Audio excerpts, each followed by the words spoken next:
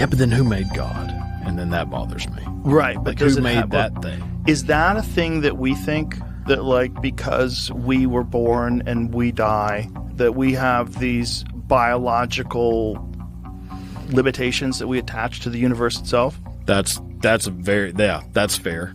Right. That we see things as being built and destroyed. That there's always been something. Well, wouldn't it be crazier if there wasn't something at one point in time? Yeah. That seems even crazier than there always has been something. Because if it's just something, if it's just the nature of everything, there is always something, right? Right. It couldn't be nothing and then all of a sudden everything.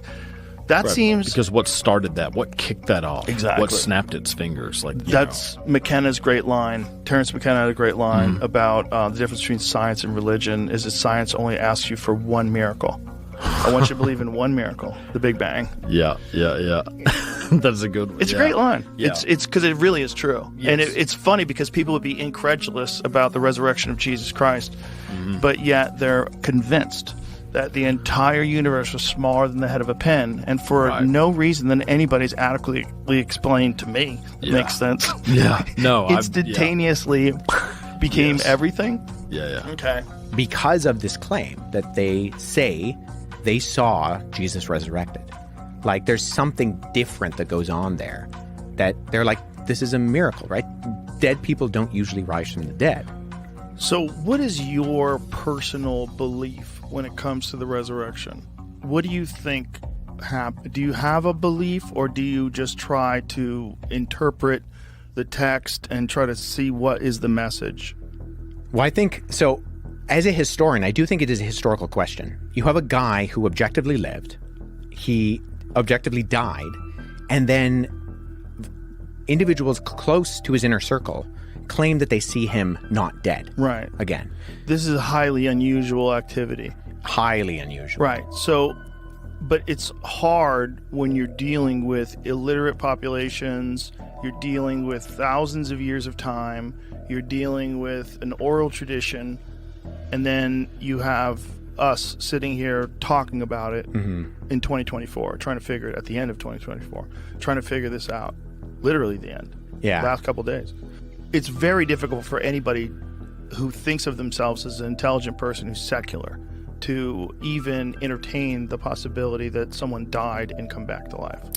And I get that, but we've already talked about the fact that we don't think that the only thing that exists is matter and motion. We as in you and I, right? Like, we believe that there's something else going on in this world that's a little bit crazy. There's something else. And that to, I think, exclude that, I think excludes something that you're kind of putting blinders on for.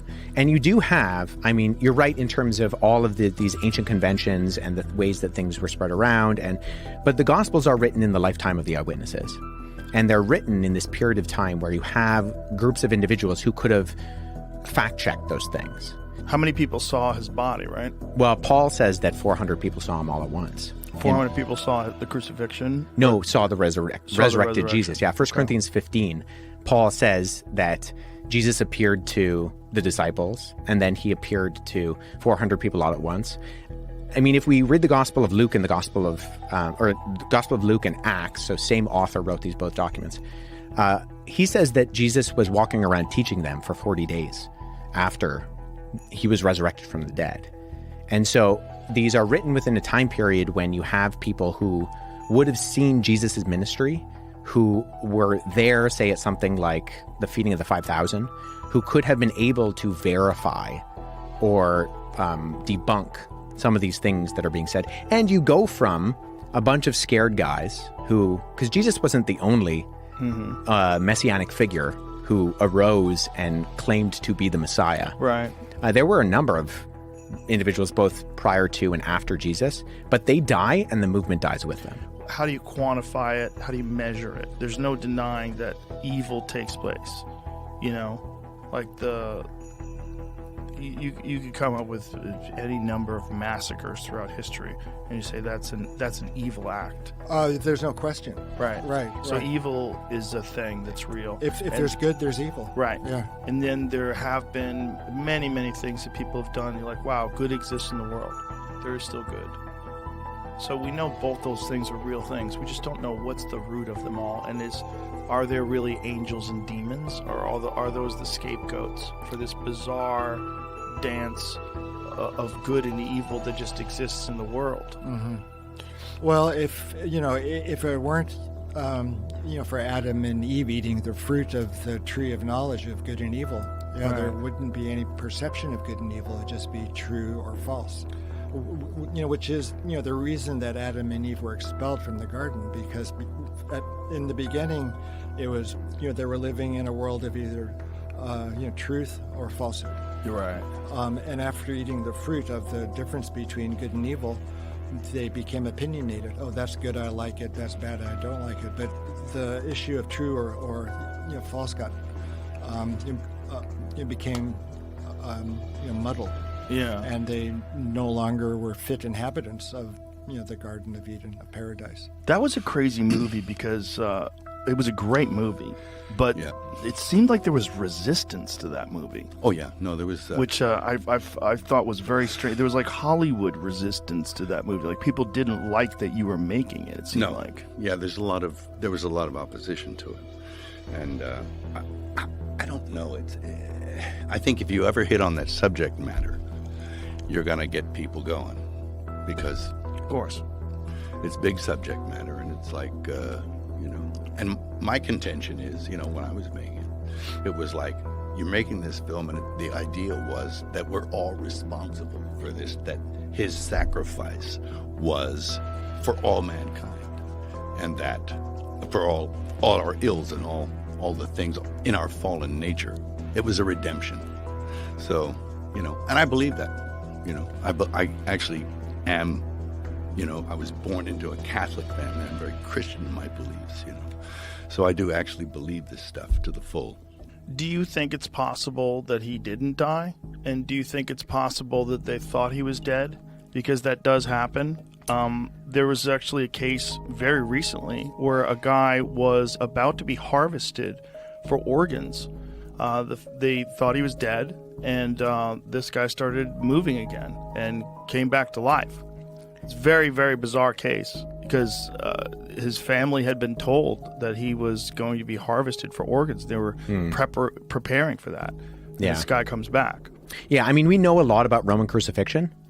And we know brutal. that, and we know that they did their job well. Yeah. And so, in fact, if you look at, say, very skeptical biblical scholars, like non-believing, atheist, agnostic Christian scholars, they will say if we can know anything about Jesus, like they'll cast a doubt on a lot of the things that we read about in the Gospels in terms of the actual historical Jesus of Nazareth. They'll say one thing we can be sure of is that he died by crucifixion under Pontius Pilate. Because we have not just multiple attested documents that we refer to as the New Testament, but Roman and Greek and Jewish writers refer to that claim afterwards and talk about the fact that you have this guy, and it's mocked within earliest Christianity. So one of our earliest, in fact, not one of, the earliest depiction of Jesus on the cross is called the Alexamenos Graphido. And it's probably from the end of the 1st century. And it's it depicts an individual with their arms raised in an act of worship, worshiping a man with a donkey's head who's being crucified. Wow. And right beside it, it says, Alexamenos worships his God in Greek. Whoa. And it's mocking, right? Because crucifixion was for the lowest of the low. It was for, like, slaves. In fact, if you were a Roman citizen, you were banned from being crucified. Christianity is the one religion that you're allowed to disparage. Yeah. Christianity is the one religion where people... all these progressive, open-minded, leftist people, they'll embrace all these different religions until it comes to Christianity.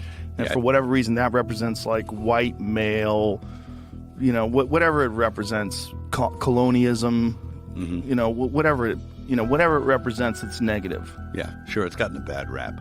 And people do feel free to beat up on it. Mm-hmm. Even I do when I see it's like, when it's not fair, when I think it's off. Right. Like, when they appoint some cardinal in some diocese and he's been covering up for like people who are child molesters. Yes. Or, like Theodore McCarrick or Cardinal Wuerl or those kind of guys. I mean, Or the Pope. yes, Yeah. absolutely. I'm Benedict. not Benny. Well, he was covering up, but so is the guy now. Is he really? Well, yeah. It's interesting. We know a lot about crucifixion, but crucifixion was seen as so disgusting. I believe it was Cicero who said that, the word crucifixion shouldn't even be on a Roman man's lips. The word excruciating, Right. ex is off of in Latin, and crus, off the cross. So that's where we get that word, is because this was designed to humiliate, and it was designed to be as painful as possible. There was actually a really good article done by JAMA, the Journal of the American Medical Association, which was done by a number of, I think it was in the 70s, or the early 80s. It was done by a group of biblical scholars and then medical professionals. And so they looked at the conventions of what we do know about Roman crucifixion, and then they looked at the descriptions in the gospel to try to figure out, okay, if we could diagnose how Jesus died, how would he have died? And so they basically came up with this idea that he probably asphyxiated to death. You kind of drown in your own blood. But the chances of Jesus surviving the crucifixion, I think, are narrow to none. And the chance of him appearing 3 days later completely fine. If the first thing you do, if you survive a crucifixion and then you go and you find your disciples, the first thing you say is not, peace be with you. It's get me to a hospital. What's the term I'm looking for? He uses writing conventions of the day that would fit within regular biography that was written within the Roman world. Well, the institution, it was instituted by Christ, but that doesn't mean that it can't be flawed. And there's a school of thought that says it isn't what it purports to be anymore. It's moved away from what it was intended to be and what it is. Almost, there's a guy called Bishop Vigano who says it's a counterfeit, parallel church, and it's running an entirely different religion. I actually don't adhere to a post-conciliar church. I adhere. Can you define what that means? Okay. There was an event that happened in the 60s. First, there was an event in the Vatican where they elected John the 23rd Pope, right, in 1958. I was 2 years old. He was elected, and it was a very funny thing that happened in the conclave. Usually there's white and black smoke that goes out of the chimneys to tell you, we have a pope, habemus papam, and the white smoke came out. And everybody cheered, and they went crazy. And then about a half an hour later, black smoke came out. That never in history has that happened, that the white smoke came out and then the black smoke came So out. white smoke means we found a new pope. Black smoke means no pope. That's right. They'd have votes, or there'd be one reason or another they'd have a round in the conclave, and black smoke would come out many times maybe. Maybe it would take 2 weeks. But never was it known that white smoke came out, then black smoke came out. So what was the scenario? That somebody was elected, and that maybe something else happened, and he was pushed aside and someone else was put in. So it was Power struggle. some kind of power struggle. And, of course, the man who came out was a man called Angelo Roncalli, and he was John the 23rd. Now, it's interesting to note that never had a pope taken the name of another pope ever before in history. But this man took the name of a known anti-pope from the 15th century that Cosimo de' Medici put in there as his own man. I'll get you in the chair, and then everything will be rosy. Everything will go good for business. Whatever he was putting him in there for, some corrupt reason. But and there have been corrupt men in that place before. There's Alexander VI and Julius II and Sixtus IV. Some of these guys are, they're not saints. Are we entirely certain of their measurement of days? So this is an interesting question because of the differences between when the Gospel of John says Jesus died compared to the Synoptics, because John appears to be using the Roman convention of counting time, and the other Gospels, when they describe the timing, appear to be using the Jewish ones. And actually, if you correlate between the two, they match up pretty well. So the thing is, with Jews, any part of a day was considered a day. So 3 days and 3 nights becomes almost an idiom for any part of that day is the day. So if Jesus, and because they count evening and morning, evening to morning is the day, it's very possible that it wasn't like how we would think of 3 24-hour days, especially if he dies on Friday and wakes up on Sunday. So that would actually make it less time than more time. Yeah. So it's not like he had recovery time. Oh, no, he didn't have recovery That's time. what I'm saying. That's what I'm kind of getting. It's not like it was 3 days, it was actually 3 months. Oh, no. Yeah. So, no, not like that. Then 400 people saw him afterwards. That's the claim that Paul makes. Paul makes it. Yeah. And how many different people have some sort of a recollection or a writing or something that's attributed to them of being witness to his resurrection? Well, you have Peter, Paul, Jude, James, and Matthew, Mark, and Luke. The thing with Matthew, Mark, and Luke is that Matthew and John are attributed to direct disciples of Jesus.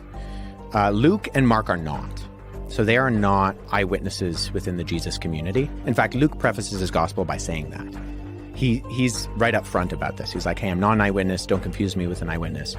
But he actually uses conventional writing. Elon Musk has never been one to shy away from the spotlight or controversial statements. His innovative ideas, trailblazing endeavors, and audacious goals have made him a household name across the globe.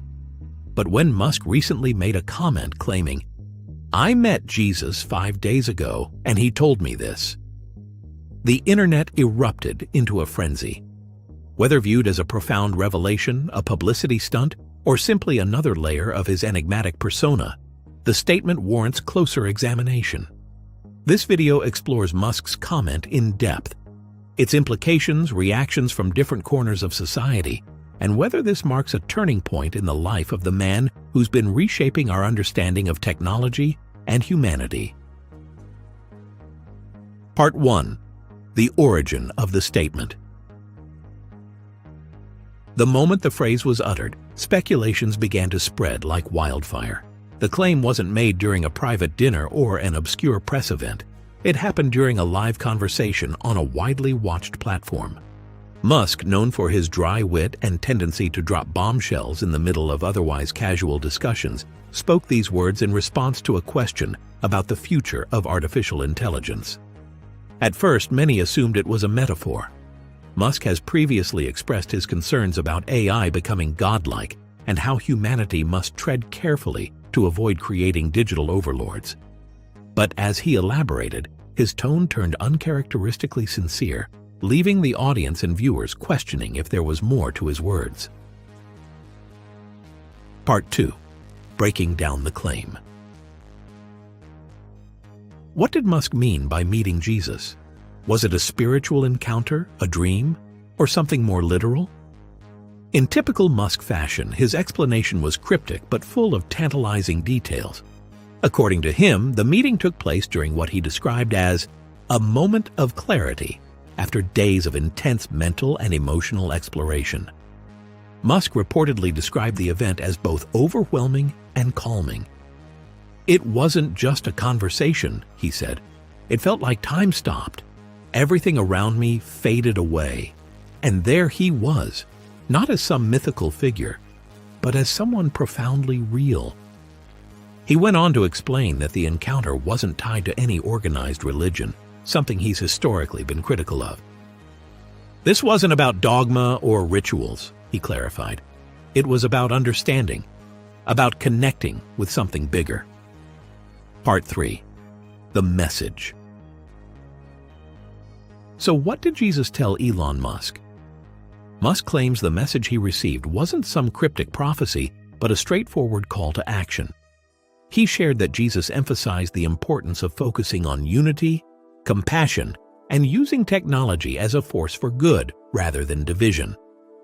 One of the most striking parts of Musk's account was Jesus reportedly saying, "You've been given tools to build bridges, not walls. The power you wield is immense. but it must be guided by love, not fear. Musk interpreted this as a challenge to rethink the role of companies like Tesla, SpaceX, and Neuralink in shaping the future of humanity. "I always thought we were working towards progress," Musk said, "but now I realize that progress without purpose is hollow. We need to redefine what we're aiming for." Part 4. Reactions from around the world. The immediate reactions to Musk's statement ranged from disbelief to awe to skepticism. Religious leaders, spiritual thinkers, scientists, and everyday people all weighed in on the conversation. For many in the Christian community, Musk's words sparked hope. They saw his encounter as evidence that even the most scientifically minded individuals can experience spiritual awakening. Some pastors even invited Musk to speak at their congregations, while others cautioned against interpreting his words too literally, suggesting that he may have had a symbolic experience rather than a divine one.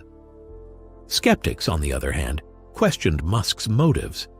Was this a genuine spiritual encounter, or was it a calculated move to stir up conversation and maintain his status as the most talked about person on Earth? Others proposed that the experience could have been the result of sleep deprivation, stress, or even a hallucination brought on by his famously intense work schedule.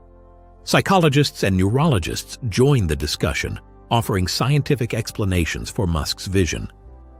They pointed to studies showing how intense mental focus and lack of sleep can lead to altered states of consciousness, sometimes mistaken for spiritual experiences.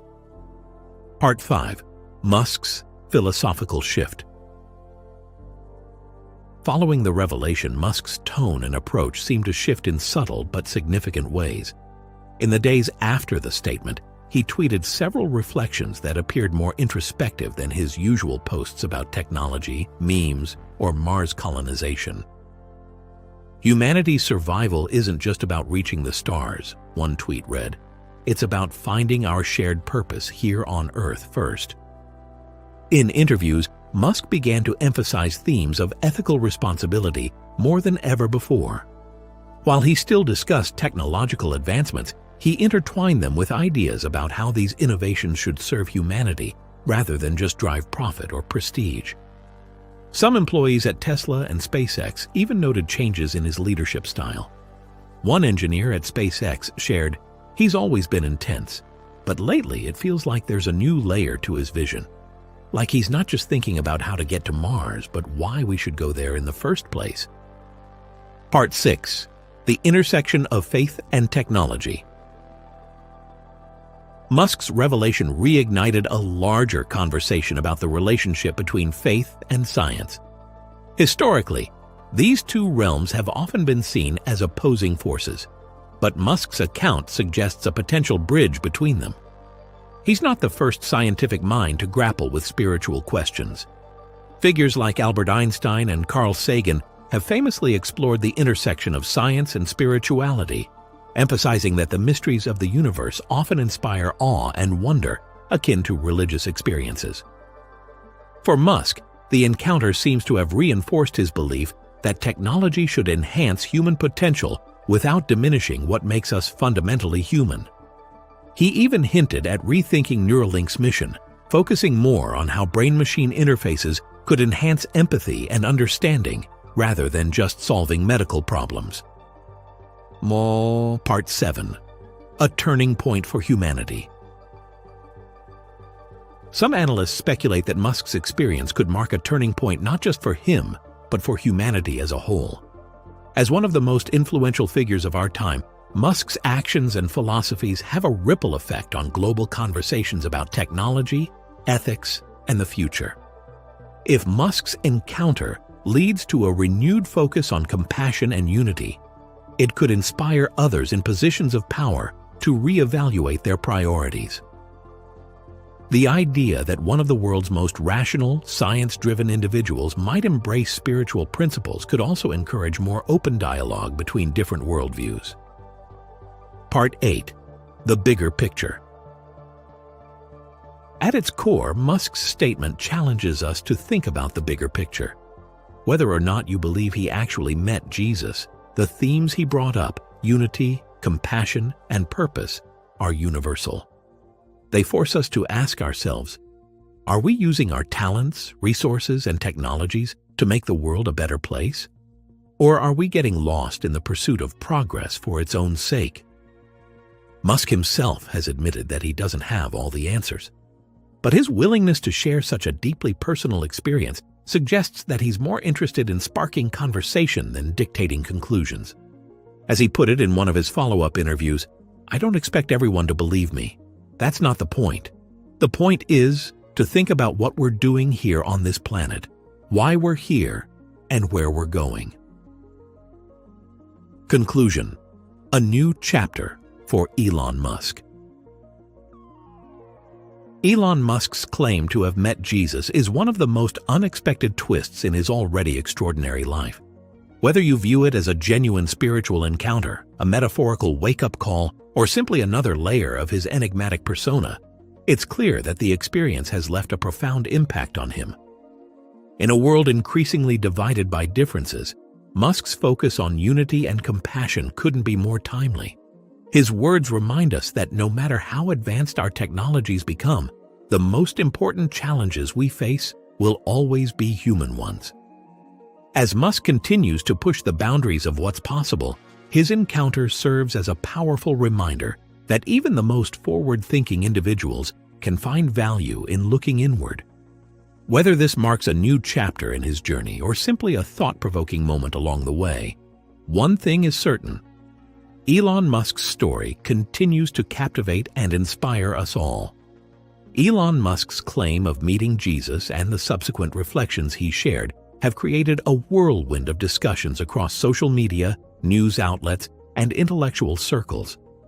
What began as a single statement has now evolved into a much larger conversation about the intersection of spirituality, technology, and humanity's purpose. To fully grasp the depth of this topic, let's delve further into the ramifications of Musk's experience and how it may shape the future for him, his companies, and the world at large. The impact on Elon Musk's leadership philosophy. For decades, Musk's leadership has been defined by relentless ambition, an insatiable appetite for innovation, and an unwavering focus on achieving what many deemed impossible. His companies, Tesla, SpaceX, Neuralink, and the Boring Company, stand as testaments to his larger-than-life vision. But could his encounter with Jesus signify a fundamental shift in how he approaches leadership? Employees within Musk's organizations have started to notice subtle changes.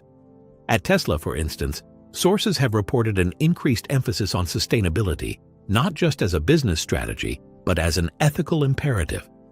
A senior Tesla executive revealed that Musk has begun pushing for designs that prioritize accessibility and affordability for marginalized communities, reflecting a broader concern for global equity.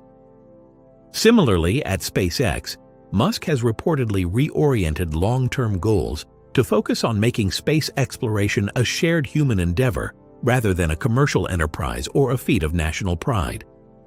Internally, he has discussed the idea of creating partnerships with nations traditionally excluded from space programs, emphasizing inclusivity and global cooperation. Neuralink, once primarily focused on curing neurological diseases and advancing human intelligence, is now considering how its technology can foster emotional understanding and reduce human conflict.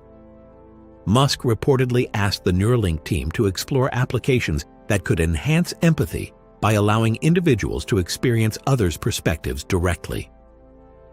This evolution in Musk's leadership isn't just a shift in strategy, it's a reflection of a deeper philosophical change.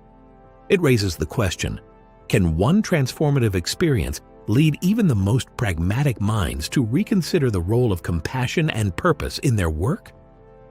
Public reactions and cultural ripples. The claim that Elon Musk met Jesus has not only sparked debates, but also inspired a wave of creativity and introspection across cultural mediums. Artists, filmmakers, and musicians have begun interpreting Musk's story, weaving it into their work to explore larger existential themes. A popular documentary filmmaker announced plans for a series examining transformative experiences among influential figures, with Musk's story as the centerpiece. Meanwhile, an indie music producer released a concept album titled Tesla and the Divine, blending themes of technology, spirituality, and human potential. These artistic interpretations illustrate how Musk's experience has transcended personal significance to become a cultural phenomenon. On social media, the conversation has been equally dynamic. Hashtags like Ajar Elon meets Jesus and Shouts Spiritual Musk have trended globally, with people sharing their thoughts, memes, and interpretations. Some view the event as a sign of hope, believing that if someone like Musk can embrace spirituality, it may encourage others to do the same. Others remain skeptical, questioning the authenticity of the encounter or its implications. Interestingly, the claim has also sparked renewed interest in spirituality among younger generations. Platforms like TikTok and Instagram are flooded with videos of users discussing their interpretations of Musk's meeting, often linking it to broader discussions about purpose, ethics, and the future of humanity. Musk's critics respond. Not everyone is convinced by Musk's account. His critics, including prominent figures in science, philosophy, and journalism, have questioned both the validity of the encounter and Musk's intentions in sharing it. Some argue that Musk's statement might be a calculated move to remain in the public eye or to divert attention from other issues. Neil deGrasse Tyson, the well-known astrophysicist, commented on Musk's claim during a recent interview. While he didn't dismiss the possibility of a transformative experience, Tyson emphasized the need for empirical evidence when discussing such events. Elon is a brilliant mind, no doubt, Tyson said, but extraordinary claims require extraordinary evidence. Others have pointed out the timing of Musk's revelation, suggesting it coincided conveniently with significant challenges facing his companies. Tesla recently faced criticism over production delays, and SpaceX encountered a high-profile rocket failure. Could Musk's spiritual narrative be a way to shift focus from these setbacks? Regardless of these critiques, one thing remains clear. Musk's statement has successfully reignited conversations about the coexistence of science and spirituality in the modern age. The role of transformative experiences in innovation. Musk's encounter with Jesus, whether literal or metaphorical, brings to light an intriguing question. Can profound personal experiences inspire innovation? History suggests they can. Many groundbreaking thinkers and inventors have credited their most significant breakthroughs to moments of clarity, intuition, or spiritual awakening. Nikola Tesla, after whom Musk's car company is named, famously spoke of receiving visions that guided his inventions. Steve Jobs, the visionary co-founder of Apple, often cited his spiritual journey to India as a transformative influence on his approach to design and innovation. Could Musk's meeting with Jesus represent a similar turning point? If Musk's experience leads to a renewed focus on ethical technology, it could redefine the trajectory of his companies. Imagine a Tesla that prioritizes universal affordability, a SpaceX that fosters global cooperation, or a Neuralink that enhances human connection rather than division. These shifts could have far-reaching implications, setting a precedent for other tech leaders to follow. Exploring the broader implications for society. Beyond Musk's personal journey, his encounter raises important questions for society as a whole. What does it mean to balance technological progress with spiritual growth? How can humanity ensure that innovation serves the greater good rather than perpetuating inequality or harm? Musk's emphasis on unity and compassion could serve as a blueprint for addressing these challenges. His statement, "Progress without purpose is hollow," resonates deeply in a world increasingly driven by profit and competition. It challenges individuals, corporations, and governments to rethink their priorities and consider the broader impact of their actions. In education, for example, Musk's narrative could inspire curricula that integrate ethics and philosophy with science and engineering. Such an approach would prepare future generations to think critically about the moral dimensions of innovation. In politics, Musk's call for unity could encourage leaders to prioritize collaboration over division, especially on global issues like climate change, resource distribution, and space exploration. His story reminds us that humanity's greatest achievements often come from working together, guided by shared values. The intersection of AI and spirituality. One of the most fascinating aspects of Musk's account is how it intersects with his work in artificial intelligence. Musk has long warned about the dangers of AI, describing it as humanity's biggest existential threat. But his encounter with Jesus seems to have added a new dimension to his perspective. Musk has reportedly begun exploring ways to integrate ethical considerations into AI development. He has suggested creating algorithms that prioritize empathy, fairness, and transparency, ensuring that AI systems reflect humanity's highest ideals rather than its worst impulses. This approach aligns with the broader movement toward ethical AI, which seeks to address biases, protect privacy, and prevent misuse. If Musk's companies lead the way in this area, it could set a standard for the tech industry and help mitigate some of the risks associated with AI. A personal reflection on faith. Finally, Musk's encounter has sparked a personal reflection on faith, both for him and for those who follow his journey. While Musk has historically identified as agnostic, his recent statements suggest a willingness to explore spiritual questions more deeply. For many, this openness is a source of inspiration. It demonstrates that even the most rational minds can find value in seeking meaning beyond the material world. Musk's story encourages people to embrace curiosity, ask big questions, and remain open to the unknown. At the same time, it challenges traditional notions of faith, emphasizing personal experience over institutional doctrine. Musk's account suggests that spirituality doesn't have to fit neatly into pre-existing frameworks. It can be a deeply individual journey shaped by one's own experiences and insights.